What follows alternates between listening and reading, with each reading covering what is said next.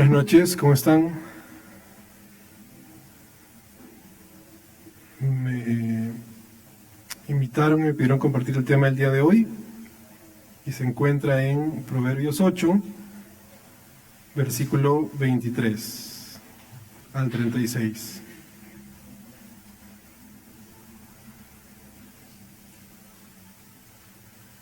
Vamos a dar lectura antes de entrar al tema.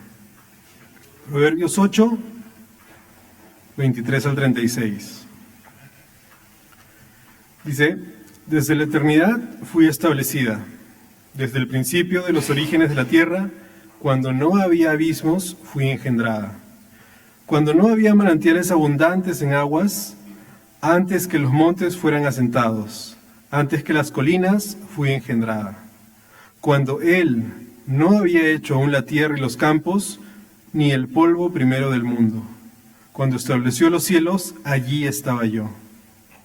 Cuando trazó un círculo sobre la superficie del abismo, cuando afirmó los cielos, cuando las fuentes del abismo se afianzaron, cuando al mar puso sus límites, para que las aguas no transgredieran su mandato.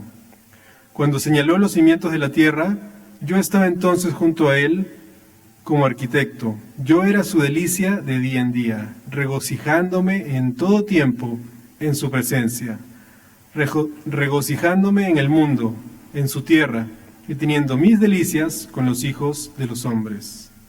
Ahora pues, hijos, escúchenme, porque bienaventurados son los que guardan mis caminos. Escuchen la instrucción y sean sabios, y no la desprecien. Bienaventurado el hombre que escucha, velando a mis puertas día a día, aguardando en los postes de mi entrada, porque el que me halla la vida, y alcanza el favor del Señor. Pero el que peca contra mí, a sí mismo se daña, y todos los que me odian aman la muerte. ¿Pueden tomar asiento?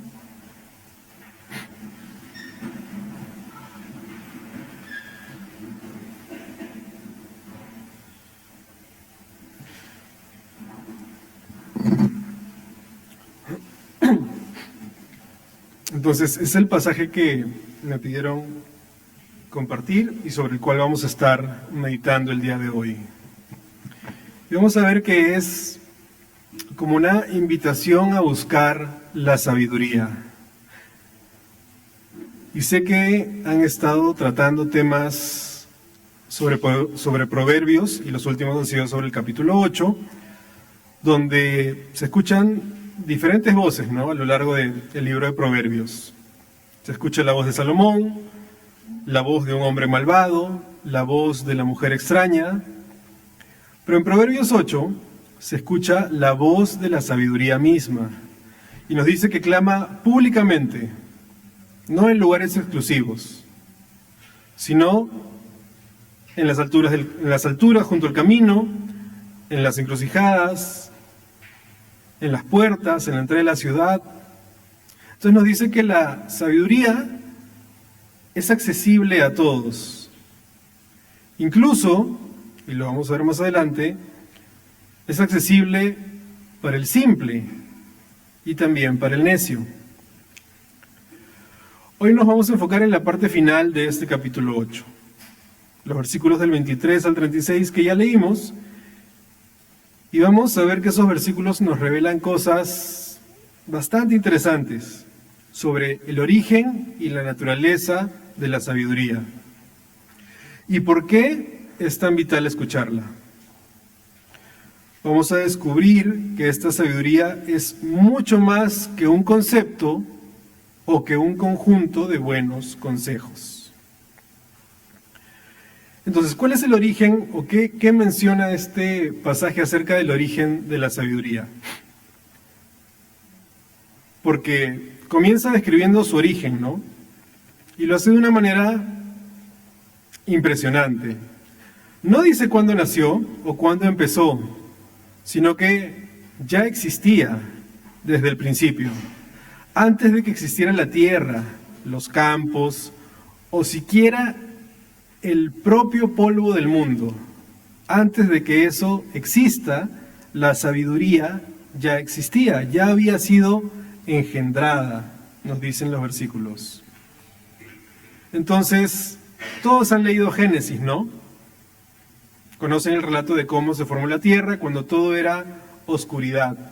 Incluso antes de eso y antes de que Dios decida separar las fuentes de las aguas, de los montes, ya la sabiduría estaba allí. Estaba presente, de hecho, cuando Dios formaba los cielos, cuando afirmaba las fuentes del abismo y le ponía sus límites para que el mar no se salga de donde Dios lo había delimitado. O como dice el versículo, cuando establecía los fundamentos de la tierra, ¿no? Del planeta Tierra. Entonces, esto nos va a mostrar que la sabiduría no es algo que fue creado después de la creación de la tierra, sino que es algo que existía desde mucho antes. No es algo que haya sido creado para ayudarnos a llevar nuestra vida de buena manera. O sea, no es que Dios dijo, voy a crear la tierra, voy a crear los animales, voy a crear los humanos, y ahora voy a crear la sabiduría para que los humanos sepan cómo deben vivir. Sino que ya existía desde antes. Ella estaba intrínsecamente ligada al acto mismo de la creación. Dice el versículo 23, y menciona que estaba desde el principio y antes de la tierra. Desde la eternidad fue establecida, dice, desde el principio, desde los orígenes de la tierra.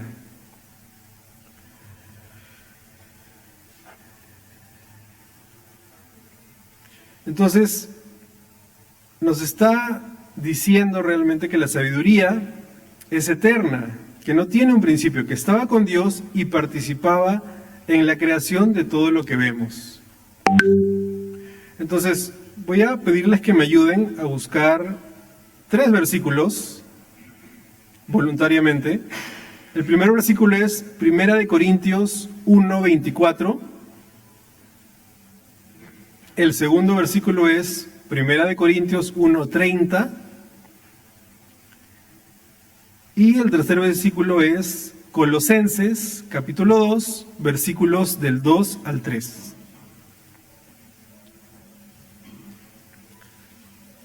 Entonces, si lo encuentran, por favor, me ayudan a leerlo.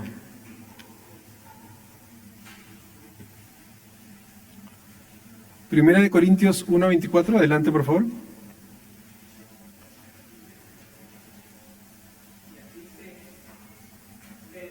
Para los llamados, así judíos como griegos, Cristo, poder de Dios y sabiduría de Dios. Ok, gracias, Misael. Primera de Corintios 1:30.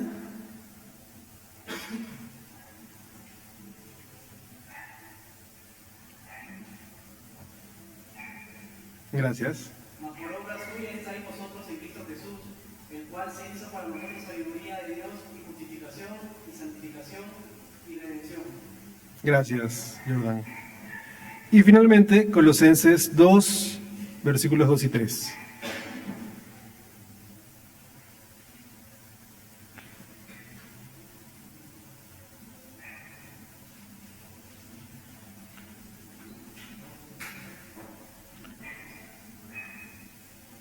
Adelante, adelante.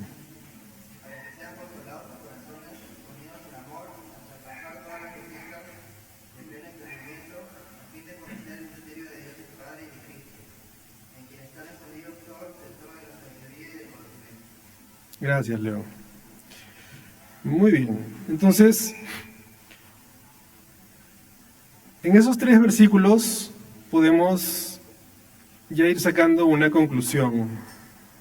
¿Todos han visto esta película Intensamente? ¿Sí la han visto o saben de qué trata? Dentro de la cabeza del personaje principal, sus emociones se personifican, ¿no? Son personas, son personitas que están dentro de su cabeza y funcionan como las emociones que determinan la personalidad de Ashley, o no me acuerdo cómo se llama. Entonces, de Riley. Muy bien, si la han visto. Entonces, algo así es lo que pasó con la sabiduría.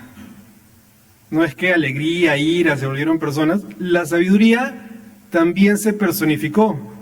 Y es lo que nos están diciendo estos versículos. Apuntan a que Jesús es la personificación de la sabiduría. El primer versículo que leímos decía que Cristo es la sabiduría de Dios. El segundo versículo, en 1 Corintios 1:30, decía que Jesús ha sido hecho sabiduría para nosotros. Y Colosenses nos decía que en Cristo están los tesoros de la sabiduría. Entonces, Cristo es la sabiduría hecha persona. Y eso lo vuelve aún más fascinante y personal. La sabiduría dice, con Él estaba yo, refiriéndose a Dios, en el pasaje de Proverbios que estamos estudiando, ordenándolo todo. Y era su delicia de día en día, teniendo solas delante de Él todo el tiempo. Y luego va a añadir, me regocijo en la parte habitable de su tierra y mis delicias son con los hijos de los hombres. Entonces, ¿quién es este yo que estaba con el Creador? ¿Quién es el que está hablando? ¿Quién es el que estaba ordenándolo todo? Los versículos anteriores nos deben ayudar a entender que este pasaje se refiere a Jesucristo, apuntan a Jesucristo. Él es la sabiduría. Y lo podemos incluso comparar con Juan, con el capítulo 1. Juan 1:1, ¿qué cosa dice? Ese lo saben de memoria. En el principio, ¿no? Era el verbo, y el verbo era con Dios, y el verbo era Dios.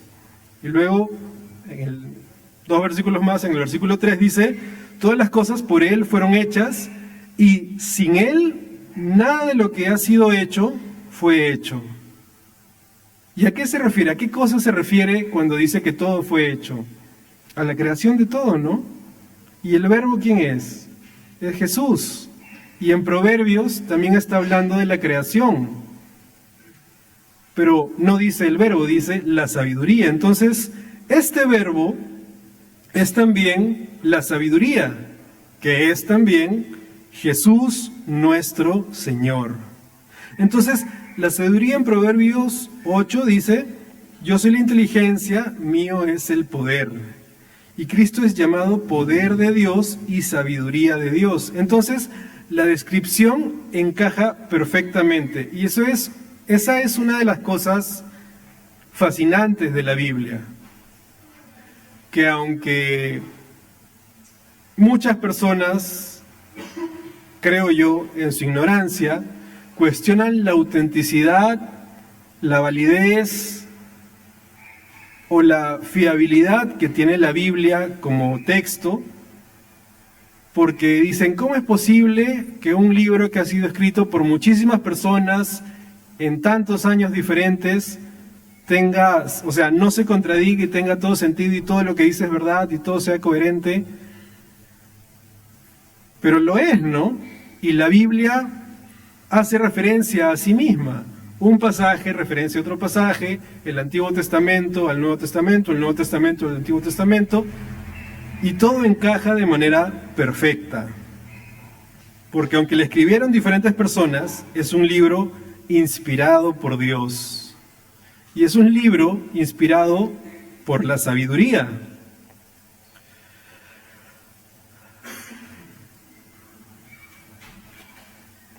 Luego también menciona una frase, ¿no?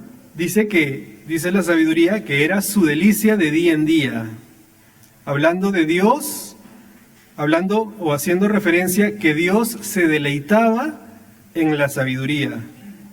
Y nuevamente, eso nos puede recordar a Jesús cuando es bautizado. ¿Qué pasa cuando Jesús es bautizado? Por Juan, el Bautista.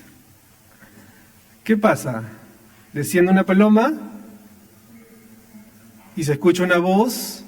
¿Y qué dice esa voz?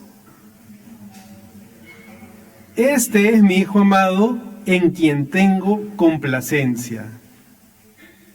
Dice Proverbios que Dios se deleitaba en la sabiduría, y luego dice Juan que Dios se refiere a Jesús como que este es mi hijo amado en quien tengo complacencia. Nuevamente son descripciones que encajan perfectamente. Entonces, cuando Proverbios 8 nos habla de la sabiduría, lo que realmente está haciendo es que nos está presentando a Jesús desde la perspectiva de la sabiduría personificada. Él existió eternamente, estuvo con el Padre en la creación y el Padre se deleitaba en él y él se deleitaba en la humanidad. Entonces, la sabiduría no solo es un concepto, no solo son consejos, definitivamente no son reglas que seguir para vivir una vida recta.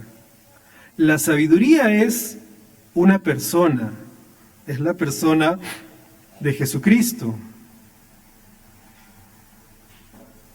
Entonces, el pasaje continúa y ahora nos va a mostrar, nos va a hacer una invitación y nos va a hablar de algunas recompensas para quienes decidan aceptar esa invitación. Después de revelar su origen eterno y su identidad como persona, la sabiduría lanza una invitación directa. Dice, ahora pues hijos, oídme. ¿Qué debemos hacer? Según este pasaje, pues guardar sus caminos, ¿no? Que es equivalente a seguir sus instrucciones y sus enseñanzas. Esto implica atender el consejo, ser sabios y no despreciarlo.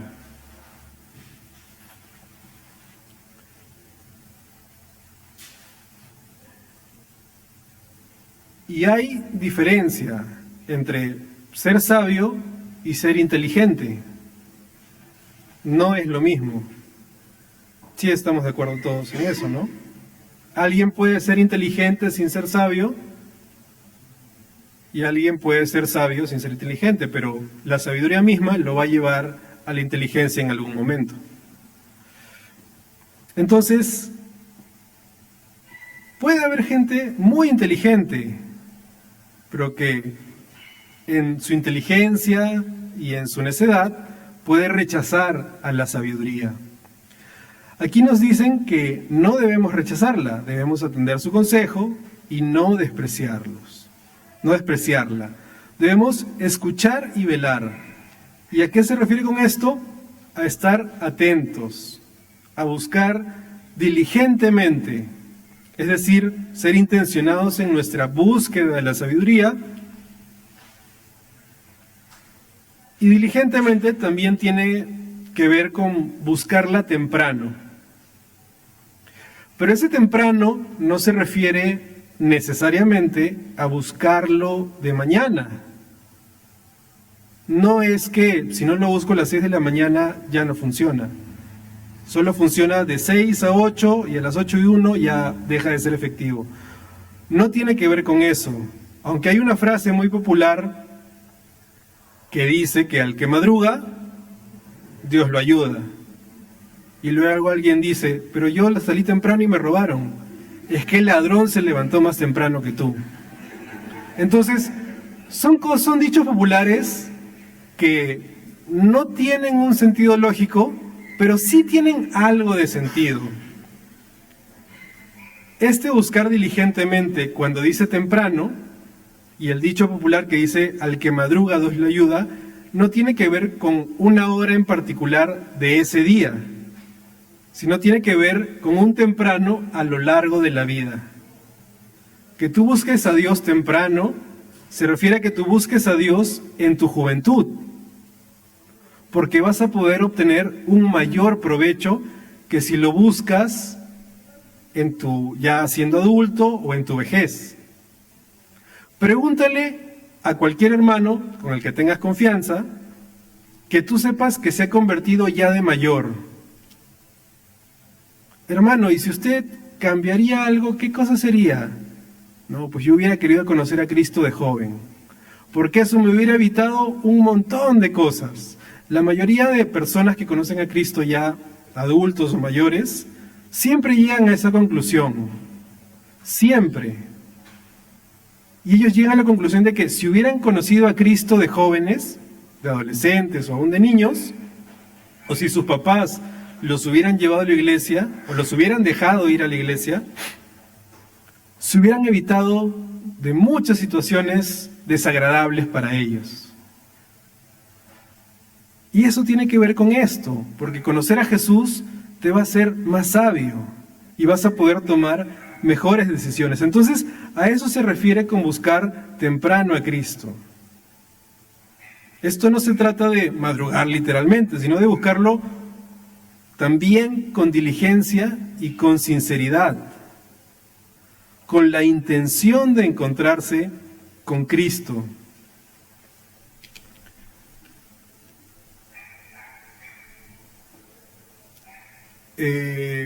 Yo cuando era adolescente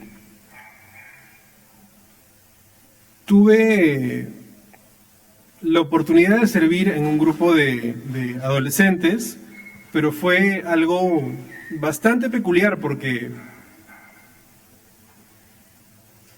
por cómo se dieron las cosas y por cómo yo lo sentí en ese momento, prácticamente me dijeron, bueno, pues te vamos a dar un grupo pequeño, felicidades.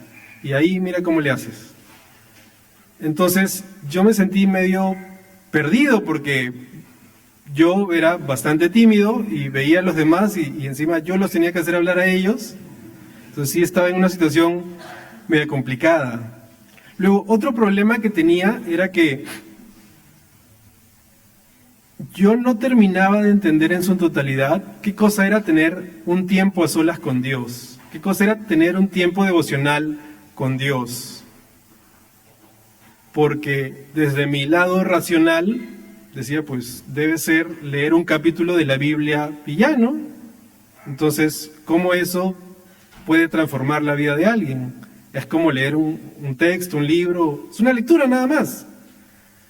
Y luego sobre eso tenía que dar un tema y decía, ¿y qué cosas les voy a decir?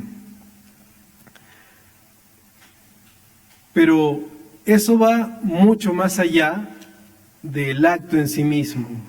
Y lo menciono porque muchas personas creyentes o que se consideran cristianos pueden caer en lo mismo, que crean que tener una comunión con Dios, tener una relación con Dios, sea solamente hacer cosas y con eso ya estoy listo. Leer un capítulo de la Biblia al día, check. Orar al menos 10 minutos, 15 minutos, media hora o el tiempo que le quieras poner, check. Orar antes de comer, check. Listo, ya está. Hoy día voy a ser un buen cristiano. Pero no funciona así. La Biblia habla de que debemos buscarlo con diligencia y con sinceridad. No es una cábala. Yo me acuerdo que tenía amigos cuando era adolescente que decían, alguien venía y contaba, no, es que me acaban de robar mi celular. Uy, ay, ay. ¿Y hoy día oraste o no? Ahí está. No oraste, te robaron. Pero no se trata de eso, ¿no? Dejar de orar un día no nos hace menos cristianos. Pero orar todos los días tampoco nos hace más cristianos. Porque no es el hecho de lo que estoy haciendo de forma aislada, sino es el conjunto de todas las cosas que en mi vida me llevan a Dios. Es algo que va mucho más allá y que solo se puede entender adquiriendo sabiduría. Si no adquiero sabiduría y aún así trato de hacerlo, solo van a ser cosas que haces y ya, como cualquier otra religión de la que escuchamos fuera de la fe cristiana. ¿O acaso no han conocido a alguien que iba a la iglesia y luego dejó de ir y que ahorita está completamente apartado? Y tú le preguntas, oye, ¿por qué ya no vas? no, es que, no sé, o sea, como que eso del cristianismo no funciona conmigo. O sea, mira cuántos años fui y nunca pasó nada en mi vida. Y llegan a esa conclusión porque aunque trataron de simular ser cristianos, nunca adquirieron o aceptaron a la sabiduría. Porque aunque simulaban ser cristianos, no buscaron a la sabiduría con diligencia y con sinceridad.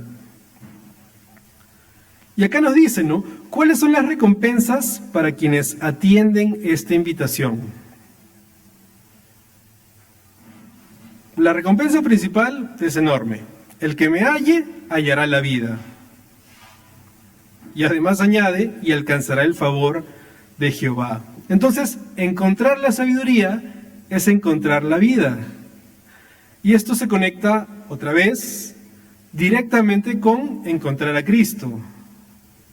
Porque ¿qué dice Cristo de sí mismo en los evangelios? Yo soy el camino, la verdad y la vida. Y esta vida no es solo existir. Porque alguien puede decir, oye, pero los que no son cristianos siguen vivos. Sí, pero esta vida va más allá de solamente estar vivo, de solamente existir. O como en algunos casos dicen, de vivir en piloto automático. Y deben haber escuchado, espero que no sea el caso de ninguno, pero hay gente que se aburre de estar viva. Y dice, todos los días es lo mismo. Me levanto, como, me voy a estudiar o me voy a trabajar, regreso, otra vez como, discuto con mi mamá y me voy a dormir. Y mañana lo mismo. Y al día siguiente lo mismo. Y en la siguiente semana lo mismo. Pues cualquiera se puede hartar de una vida así. Peor aún, si ver tanta televisión o tantas redes sociales te hacen tener ideales tan inalcanzables, como los videos de ves que gente que se la pasa viajando a todos los países y comiendo en los mejores restaurantes, y en ese en el que le echan la sal así a la comida, y tú dices, ¿cuándo me pasará a mí? Sales de tu cuarto y ¿qué hicieron? Locro o yuquito. Entonces te frustras más todavía, porque estás viviendo en piloto automático, estás simplemente sobreviviendo a lo que te va cayendo por delante. Acá habla de algo más allá de eso, mucho más trascendental, de una vida plena, de una vida que Dios quiere darnos, de una vida con propósito, con el propósito por el cual Dios ha creado a cada ser humano. Dios tiene un propósito en general para la humanidad. Y nosotros tenemos una forma de participar de ese propósito de forma específica. Por eso la Biblia también dice que todos hemos recibido diferentes dones y talentos.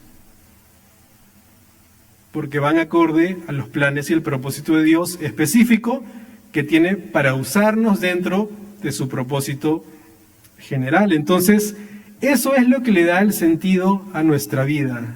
¿No has visto muchas películas o series donde hay un personaje que estaba al borde del suicidio y conoce a un villano y ese villano le da un propósito a su vida? Le dice, yo necesito que tú me ayudes. Y desde ese momento ese personaje que vivía deprimido, como que dice, soy necesario, sirvo para algo. Y vuelca toda su lealtad hacia ese otro personaje. Es algo muy fantasioso, pero quizás nos ayuda a entender la diferencia entre estar vivo y vivir con un propósito. Ahora, lo que dice la Biblia no es para nada fantasioso, es completamente real. Es Dios el que creó todas las cosas a través de la sabiduría.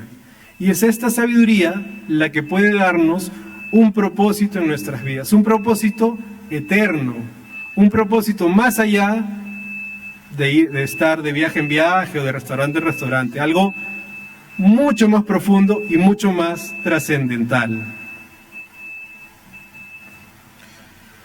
Y luego añade, no solo es la vida, sino además se alcanza el favor de Jehová. Ahora piensen, ¿qué significa tener el favor de Jehová, el favor del Creador de todo? Es más, ¿ustedes tienen el favor de alguien? ¿El favor de su papá? ¿El favor de su mamá? ¿Son el favorito de su profesora? ¿Son el hijo favorito? ¿Le dan la presa más grande?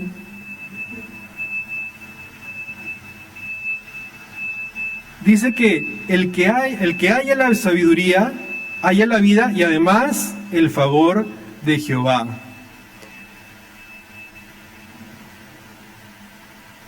Y aunque quizás no sea lo primero que imaginamos, lo cierto es que se refiere a riquezas no terrenales, sino celestiales, riquezas que duran y trascienden. Se refiere a justicia, a ser guiados por caminos de justicia y por sendas de juicio, a recibir una herencia celestial. Se refiere a bienes permanentes y a hermosos dones espirituales, no necesariamente a riqueza material. Puede que sí, pero no necesariamente a eso, sino a cosas que tienen un valor mucho más alto que cualquier riqueza terrenal que podamos imaginar. Entonces, la sabiduría, que es Jesús, guía a quienes le aman hacia su heredad y hacia sus tesoros. Por eso dice, ahora pues, hijos míos, oídme, bienaventurados los que guardan mis caminos, atended el consejo y sed sabios, y no lo menosprecéis. Bienaventurado el hombre que me escucha, velando a mis puertas cada día, aguardando a los postes de mis puertas, porque el que me halle hallará la vida y alcanzará el favor de Jehová. Entonces nos está invitando a buscar y a seguir la sabiduría, a seguir a Jesús, porque Él es el camino a la vida verdadera y el camino también al favor de Dios y a tesoros que duran para siempre. ¿Ok? ¿Cuál es la contraparte a esto? Si acá me dice que debo seguirlo, la contraparte es no seguirlo. ¿Cuál es el peligro de rechazar la sabiduría? Y es lo que va a decir al final de este capítulo.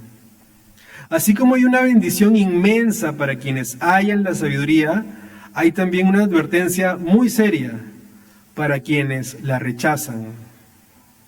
La sabiduría termina diciendo, mas el que peca contra mí, defrauda su alma.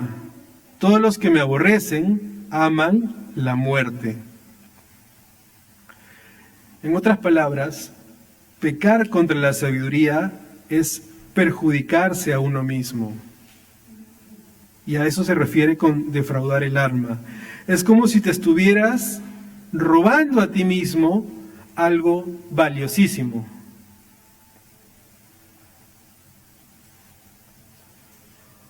Y es lo que podemos hacer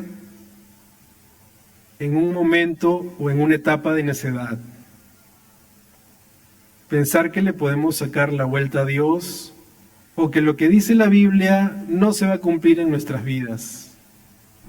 O pensar que podemos obtener un resultado diferente.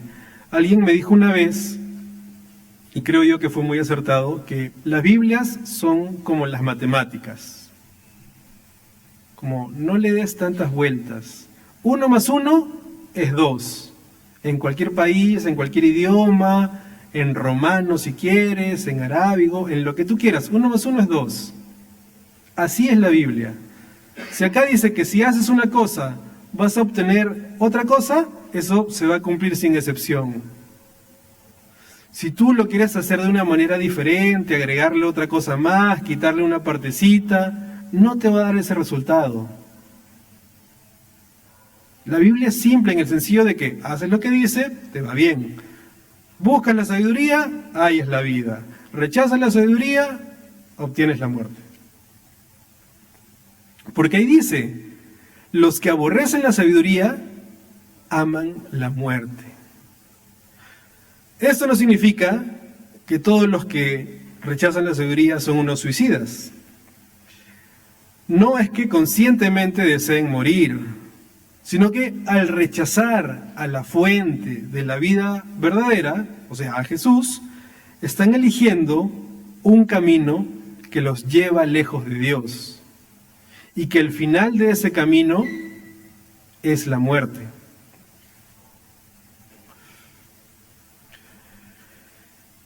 Este pasaje nos recuerda que este rechazo muchas veces no es por falta de entendimiento intelectual, sino es un problema del corazón.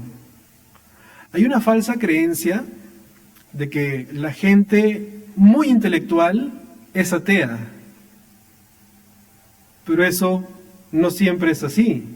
De hecho, una vez leyendo sobre eso, no recuerdo el nombre, pero el padre del genoma humano, uno de los científicos que estuvo estudiando durante muchos años el ADN, cree en Dios, es creyente. Y para estudiar el ADN, pues tiene que ser una persona bastante inteligente y con muchos conocimientos. De hecho,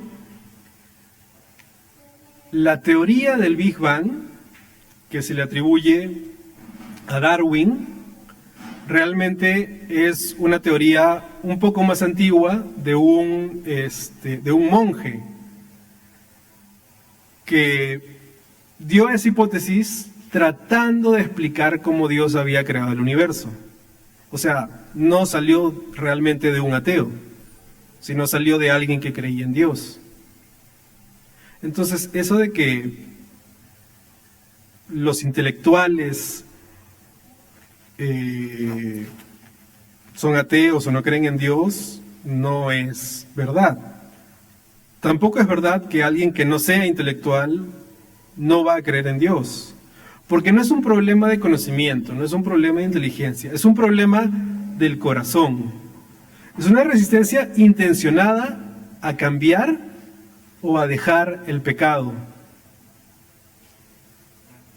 Ah, mira, muy bien. Como no lo vi antes.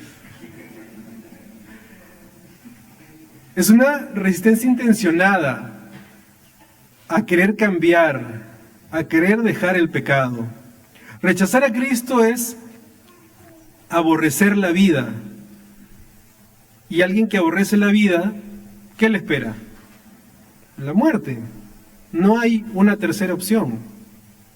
O la vida o la muerte. Mientras que amar a Dios es ser librado de la muerte. Dice, mas el que peca contra mí defrauda su alma. Todos los que me aborrecen aman la muerte. La elección es clara. Vives con la sabiduría, o eliges o lo rechazas, y lo único que te va a quedar es el camino que lleva a la muerte. Entonces, ¿qué cosa es lo que hemos visto en este pasaje? Que la sabiduría tiene un origen eterno, existiendo desde antes de la creación del universo. Estuvo presente, y no solo presente, sino que además fue activa en el proceso de la creación junto a Dios. La sabiduría no es un concepto, es una persona, y es la persona de Jesucristo mismo, el Verbo hecho carne, el Verbo que estaba con Dios, por medio de aquel por quien se crearon todas las cosas y en el que se sostienen todas las cosas. Y además añade que Él se deleita con la humanidad. Este pasaje y la sabiduría nos lanza una invitación a escucharla y a seguirla diligentemente. Y además nos ofrece la vida y el favor de Jehová como beneficios por seguirla, como recompensa principal para quienes deciden voluntariamente y conscientemente escucharla. Y finalmente nos advierte que rechazarla es un autosabotaje y que nos lleva a la muerte. Sobre todo, y lo más terrible, a la muerte espiritual. Estos versículos nos muestran y nos animan y nos invitan a buscar a Jesús, pero también nos dicen que no es una opción religiosa, no es costumbre o tradición, es buscar la esencia misma de la sabiduría que creó y sostiene el universo. Es el camino a la vida y es la forma de que cada uno de nosotros podamos tener una relación y una comunión correcta con Dios. Así que vamos a ponernos de pie y vamos a orar.